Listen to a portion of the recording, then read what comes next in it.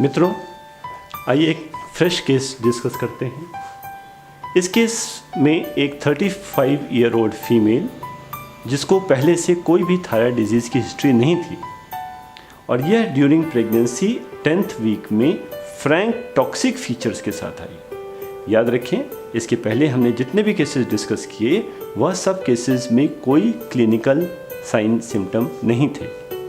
यह lady during pregnancy toxic features के साथ आई और जब इसके थायराइड फंक्शंस देखे तब हमने मिला T3 T4 लेवल्स बढ़े हुए हैं और TSH लेवल्स सप्रेस्ड हैं। इसका मतलब वह टॉक्सिक फीचर्स के साथ भी आई और हमारे जो ब्लड लेवल्स हैं यह भी टॉक्सिक रेंज में है। लेकिन हम ये जानते हैं कि प्रेगनेंसी के फर्स्ट ट्राइमेस्टर में T3 T4 लेवल्स एलिवेटेड हो सकते हैं, TSH लेवल्स सप्रेस्ड होते हैं, इसलिए हमने उसको वेट करने का निश्चय किया और उसको 1 महीने के बाद उसके T4 लेवल्स को रिपीट किया। देखिए, उस T4 लेवल्स में जब हमने 1 महीने बाद रिपीट किया तो हमने देखा T4 लेवल्स पहले से भी काफ़ी अधिक बढ़ गए। ये और अधिक बढ़ते जा रहे हैं। यदि पेशेंट भी हमारी अभी टॉक्सिक बनी हुई है, इसका अर्थ यह हुआ कि यह प्रेगनेंसी रिलेटेड फिजियोलॉजिकल एडेप्टेशन नहीं है। यह कोई एक सेपरेट क्लिनिकल एंटिटी है जिसमें थायरॉक्सिन लेवल अनरेगुलेटेड और बढ़ते चले जा रहे हैं और पेशेंट में वो क्लिनिकल टॉक्सिकोसिस भी उत्पन्न कर रहे हैं। यह ग्रेव्स डिजीज़ है।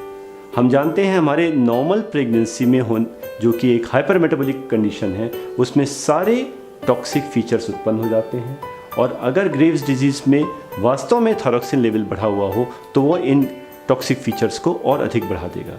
इसी कारण से ग्रेव्स डिजीज़ के माइल्डर केसेस जो प्रेगनेंसी के पहले हमें अनडायग्नोस्ड निकल जा रहे थे, प्रेगनेंसी में वो सिम्टोमेटोलॉजी के प्रेजेंट करने के कारण से, सिम्टोमेटोलॉजी के एग्रीवेट कर जाने के कारण से वो डिटेक्ट हो पाते हैं।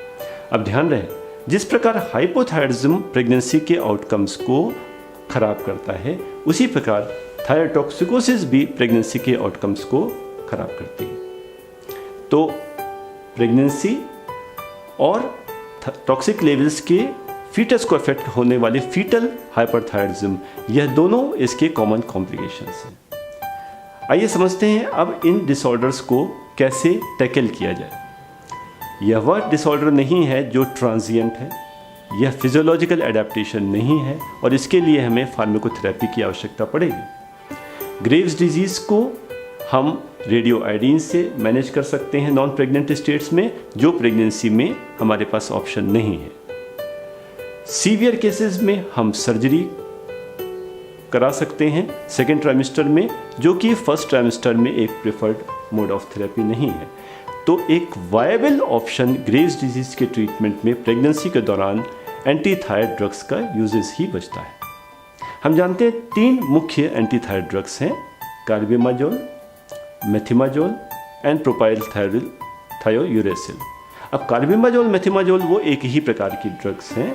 कार्बिमाजोल बॉडी में जाके मेटाबोलाइज होकर मेथिमाजोल में बदलती है। इन तीनों दवाओं में कार्बिमाजोल और मेथिमाजोल ये प्लेसेंटा को क्रॉस करके फीटस में पहुंच सकती हैं, जबकि प्रोपाइल थायोयूरेसिल प्लेसेंटा को क्रॉस नहीं करती। इसीलिए प्रोपाइल थायोयूरेसिल को प्रेगनेंसी में ड्रग ऑफ चॉइस माना जाता है, जिससे वो मैटरनल टॉक्सिक लेवल्स को तो कम करे लेकिन प्लेसेंटा क्रॉस करके फीटस में पहुंच के फीटस में फीटल हाइपोथायरॉइडिज्म ना कर सके। परंतु यहाँ पे एक कैच है, प्रोपाइल थायोयूरेसिल प्लेसेंटल पैसेज तो कम है लेकिन ये मदर के लिए काफ़ी टॉक्सिक हो सकती है। इसके विपरीत कार्बिमाजोल, मेथिमाजोल प्लेसेंटा तो क्रॉस करते हैं, फीटस में हाइपोथायरॉइडिज्म कर सकते हैं लेकिन मदर के लिए ज़्यादा सेफ है। इसलिए अपने मोस्ट सेंसिटिव फेज में फर्स्ट ट्राइमेस्टर ऑफ प्रेगनेंसी में तो हम प्रोपाइल थायोयूरेसिल को प्रेफर करते हैं, लेकिन फर्स्ट ट्राइमेस्टर के बाद हम उसको मैटरनल सेफ्टी को देखते हुए और मेथिमाजोल या कार्बिमाजोल में दोबारा स्विच बैक करके आ जाते हैं। सेकेंड ट्राइमेस्टर और थर्ड ट्राइमेस्टर में एक प्रेफर्ड थेरेप्यूटिक एजेंट कार्बिमाजोल और मेथिमाजोल होते हैं। तो मित्रों, ध्यान रहे, ग्रेव्स डिजीज़ एक पैथोलॉजिकल कंडीशन है प्रेगनेंसी में, जिसकी इफेक्टिव ट्रीटमेंट की आवश्यकता है। फर्स्ट ट्राइमेस्टर ऑफ प्रेगनेंसी में प्रोपाइल थायरोसिन और सेकंड और थर्ड ट्राइमेस्टर ऑफ प्रेगनेंसी में कार्बेमाजोल और मेथिमाजोल के यूजेस से इसे इफेक्टिवली कंट्रोल किया जा सकता है।